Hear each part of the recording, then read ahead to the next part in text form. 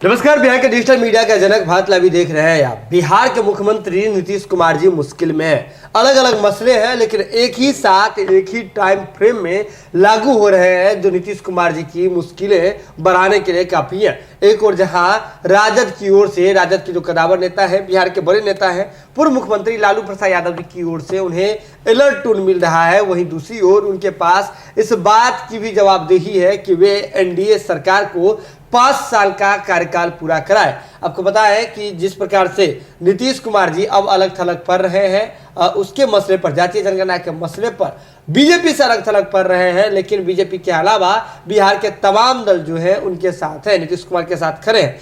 ऐसे में अगर बात करें तो चर्चाएं बहुत चल रही थी कि वे तमाम लोग बीजेपी से अलग होकर के नीतीश कुमार सरकार बना सकते हैं, जब उनके पक्ष में राजद खड़े हैं, जातीय जनगणना के मसले पर ही सही। लेकिन जो है अगर बात करें जिस दावे के साथ, जिस उम्मीद के साथ, जिस वजन के साथ राजद खड़ी हो रही है, इसके बाद कांग्रेस खड़ी हो रही है बिहार के मुखिया नीतीश कुमार के लिए, हिंदुस्तानी आवाम मोर्चा जीतनराम मांझी जी की पार्टी वो खड़ी हो रही है, वीआईपी विकासशील इंसान पार्टी खड़ी हो रही है। तो ऐसे में नीतीश कुमार के लिए जो है चीजें सहज नहीं है, भाजपा के लिए सहज नहीं है, नीतीश कुमार जी के लिए आसान है। नीतीश कुमार जी को बस एक डिसीजन लेना है। ये तमाम खबरें चल रही थी, लोग इस बात के कयास लगा रहे थे कि सब लोग मिल करके सरकार बना सकते हैं और एक नई धारा को जन्म दे सकते हैं, क्योंकि जातीय जनगणना के मसले को लेकर के नीतीश कुमार बिहार के मुख्यमंत्री आगे बढ़े थे। अब ये मुद्दा जो है देशव्यापी हो गया है, ओबीसी समाज पूरे देश का चाह रहा है जनगणना को लेकर के, और ऐसी बात प्रोजेक्ट कर दी गई है। इसमें नीतीश कुमार जी खुल करके सामने आए हुए हैं।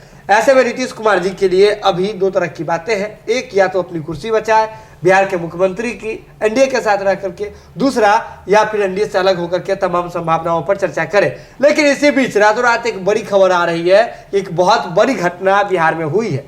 नेता प्रतिपक्ष तेजस्वी यादव जी ने नीतीश कुमार जी को चिट्ठी लिखा है और चिट्ठी लिखने के साथ ही सबको जोड़ने का जो उन्होंने कहा है, सबको जोड़ने के लिए उन्होंने कहा है। चलिए आपको बताते हैं कि पूरा मामला क्या है। अगर बिहार को देखें तो बिहार अभागा इस तौर पर है क्योंकि प्राकृतिक आपदा हर साल बिहार में कोई ना कोई आकर के कहर बरसाती है। ऐसे में अगर देखें तो बाढ़ जो है बिहार के लिए हर साल आने वाली चीज है, परमानेंट चीज है, जिसको लेकर के कोई भी अब तक ठोस कदम नहीं उठाए गए हैं, सॉल्यूशन नहीं हो पाया है। बिहार ही है जिसमें एक ओर जहां उत्तर बिहार के क्षेत्र में बाढ़ का कहर होता है, वहीं दूसरी ओर उसी समय में जो दक्षिण बिहार है उस क्षेत्र में सुखाड़ का सामना करना पड़ता है। इसी को लेकर के नेता प्रतिपक्ष तेजस्वी यादव जी ने बिहार के मुख्यमंत्री नीतीश कुमार जी को एक पत्र लिखा है, जिसमें उन्होंने नदियों को जोड़ने की चर्चा की है। उन्होंने कहा है जो बिहार में जितनी भी नदियां हैं उसे अगर जोड़ा जाए तो अब जो बिहार की जो एक ही समय में सुखाड़ और बाढ़ की जो समस्या है उससे निदान पाई जा सकती है।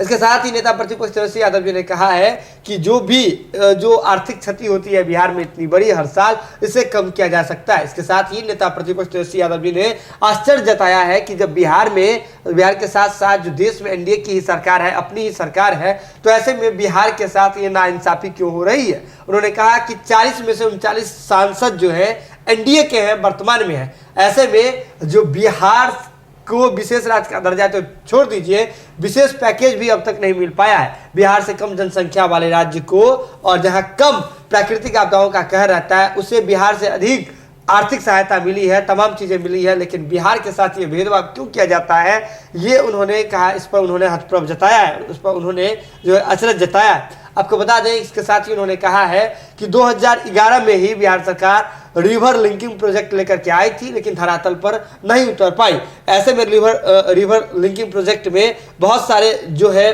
नदियों को एक साथ जोड़ने के लिए जो है वो प्रावधान किया गया था, उस पर चर्चाएं की गई थी, जिसमें से जो राज्य की जो नदियों को जोड़ने के लिए अनेक योजनाओं, जैसे कि बागमती बूढ़ी गंडक का लिंक बनाना था, बूढ़ी गंडक और भाया गंगा लिंक बनाना था, कोसी बागमती लिंक, गंगा लिंक आदि जो है उसकी बात कही गई थी कि ऐसे ऐसे नदियों को लिंक करके बिहार में जो है बाढ़ सुखाड़ की स्थिति से एक साथ जो है बचा जा सकता है।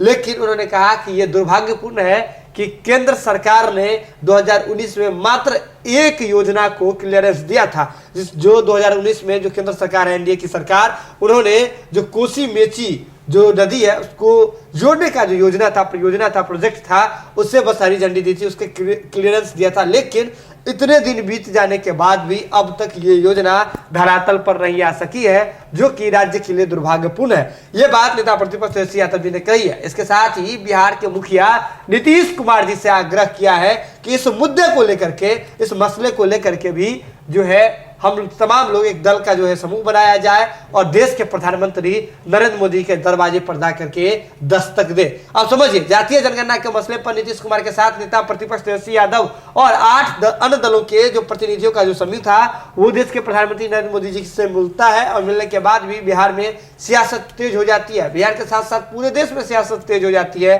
भाजपा कटघरे में खड़ी हो जाती है ओबीसी जनगणना को लेकर के। वहीं दूसरी ओर नेता प्रतिपक्ष तेजस्वी यादव जी ने एक नया जो है अपना रुख अपनाया है, जिससे अब फिर से देश के प्रधानमंत्री नरेंद्र मोदी जी को घेरने की तैयारी चल रही है। नीतीश कुमार जी से कहा जा रहा है कि आप दलों का एक समूह बनाइए। जुड़े भारत लाइव के साथ जो भी अपडेट होगा भारत लाइव की टीम सबसे पहले आप तक पहुंचाएगी। इसके लिए जरूरत है कि भारत लाइव की खबरों को आप यूं देखते रहे, शेयर करते रहे और हमारा मनोबल बढ़ाते रहे। बहुत बहुत धन्यवाद। अगर ये वीडियो पसंद आई और वह बिहार के राजनीति और बिहारियत से सरोकार रखेनी तो सब्सक्राइब बटन दबा के चैनल के सब्सक्राइब कर ली। ओजे एगो घंटी बा, ओकरा बटन दबा देला से कुल सटीक और मारक खबर रुआ मुफ्त में मिल जाई। अगर रुआ पत्रकारिता के हमनी के नया प्रयोग में सहयोग कर चाहतानी तो ज्वाइन बटन दबा दी। पेटीएम नंबर नोट कर ली 9386816700। धन्यवाद।